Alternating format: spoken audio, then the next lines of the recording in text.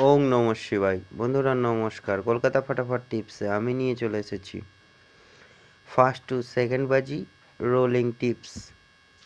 শনিবারের জন্য first two second বাজি রোলিং টিপস থাকছে 16379।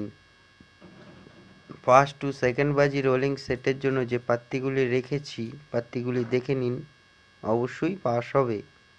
ওয়ানের জন্য পাত্তি রেখেছি 236380, সিক্সের জন্য 240178, থ্রির জন্য 256580, সেভেনের জন্য 890160, নাইনের জন্য 360667। ফার্স্ট টু সেকেন্ড বাজির মধ্যে সেটটি পাস হয়ে গেলে সারাদিন রোলিং করেও খেলা করতে পারেন।